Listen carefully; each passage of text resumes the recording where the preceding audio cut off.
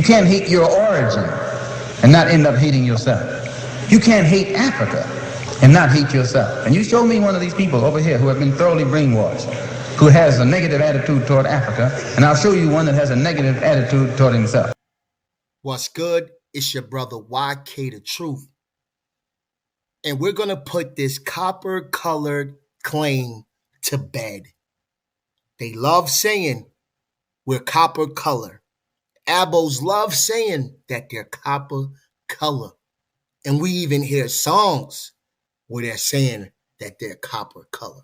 Come to the light, they'll fuck around and finish you. Copper color Indian, the proof is in the visual. So let's see if they are really copper color people. Now, this is from 5 years expedition against the revolted Negroes of Suriname, London, 1796. This is the source, right? And it says, let me blow it up. On January 25th, a great number of Indians or natives being arrived at Paramaribo, and having now the time, I shall with pleasure describe this people, who are the real aborigines of this country. These generations, who are, in my opinion, the happiest creatures under the sun, are divided into many castes or tribes, such as these: the Caribbees, Caribs,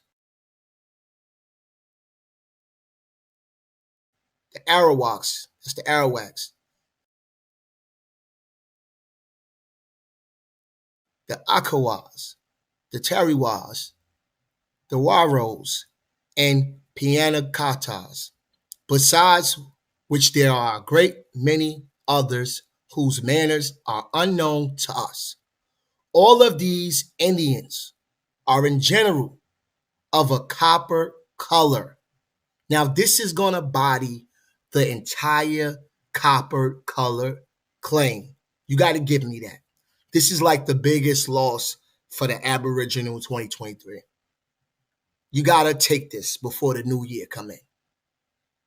Of copper color, while the Negroes of Africa, so now we know that Indians and Negroes are not the same, that live under the same degree of latitude, are perfectly black, in which, however inconceivable at first, is easily accounted for when one considers that the first, viz., the American Indians in Guyana, are constantly refreshed by the cooling sea breeze or easterly wind that blows between the tropics. And that those who dwell in terra firma in Peru on the west coast enjoy the easterly breeze, still keep cool by the great chains of inland mountains over which it passes, and which have their summits perpetually covered over with snow. So this is why they believe the American Indians were copper color. While the second is the inhabitants of Africa who live south of the river Senegal get the same east wind, rather heated than cooled, brought a prodigious quantity of inland burning savannas and sandy deserts over which it passes. These are the most plausible causes why the Americans are copper or red, and the inhabitants of Africa, called Negroes, are black. This, the one being more burnt by the sun's heat than the other, rather than because they are two distinct sort of people.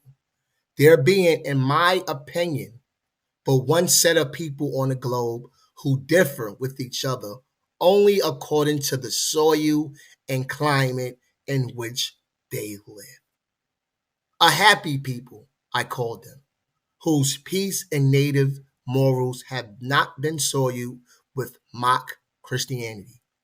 And one thing I know perfectly well is that the native Indians of Guyana possess as few vices as any set of people existing under the sun, and are in their morals but little better for those Moravian preachers that are settled among them on the banks of the Saramacca River, where they also try to convert the Saramacca Negroes. All right. Stedman's original manuscript includes here his accounts of Suriname's American Indian population, drawn largely from secondary sources, which he glosses in the chapter. So this basically destroys that copper colored claim. This is the description of the Aboriginal or Indians of Guyana. And the copper color is called that because of the breeds. So we know the difference. So we know that black doesn't mean Indian. We know that. Let me continue. Let's talk about why copper color is reddish in color. It's reddish in color. All right. Most discussion.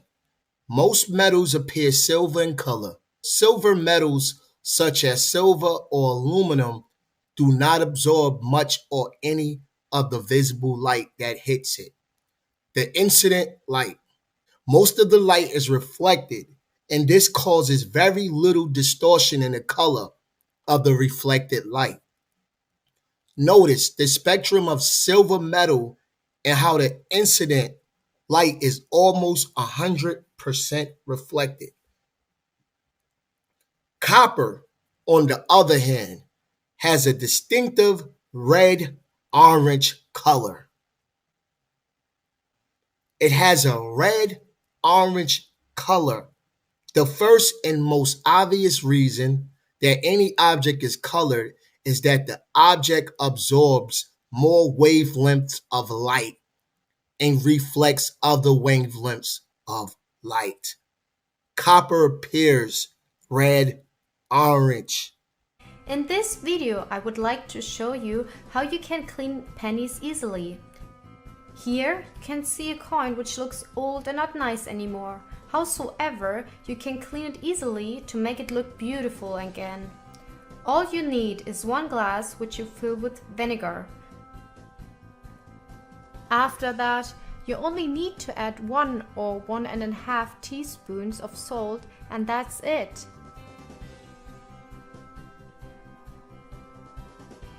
But before we can start, grab a spoon and stir your mixture.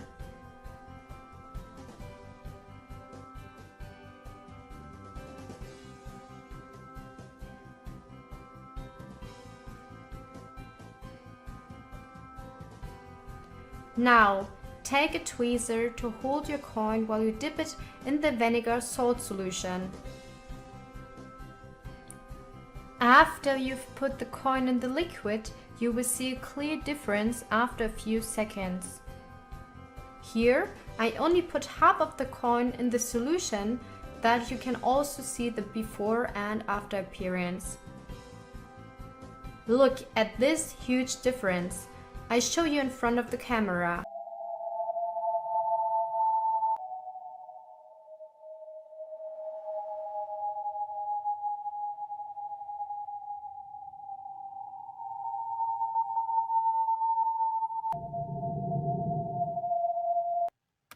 Let's talk about it. In the first place, as to the complexion of a Negro, this, as I observed before, is, I am persuaded, entirely owing to the burning climate in which he lives, in an atmosphere still more heated by the sandy deserts over which the trade winds pass before they reach the habitable parts.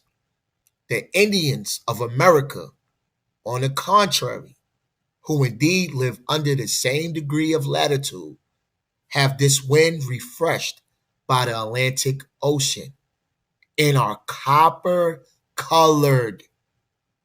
American Indians are copper-colored, not the Negro.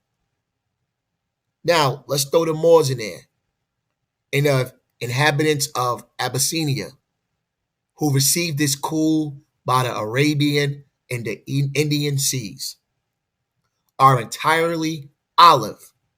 Thus, north of the great river Senegal, the complexion changes from black to brown amongst the Moors. So the Moors are from Africa, as it does toward the south amongst the Canarians and the Hottentots. And I am of opinion that the woolly texture of their hair is an effect proceeding from the same cause. Negroes, the epidermis or cuticle of the Negroes, I have seen dissected more than once. It is clear and transparent, but between this and the real skin lies a thin follicle, which is perfectly black. And it says exposes a complexion not inferior to that of the European. So we beaten them up. With respect to the shape of the African Negroes, so now we're going to put that high cheekbone to rest. With respect to the shape of the African Negroes, it is from head to foot certainly different from the European mold, though not, in my opinion, in any degree inferior. Prejudice being laid aside, their strong features, flat noses, thick lips, and high cheekbones. So you know how I like to say, well, my grandmother had high cheekbones. African Negroes do too. So I don't want to hear about this copper colored stuff no more. I'm copper colored. No, according to these narratives, you were black. You are an African. You are not the American Indians. I repeat, you are not the American Indians. I know it hurts your feelings to hear this, but it's your brother YK the Truth, and I'm out. Peace.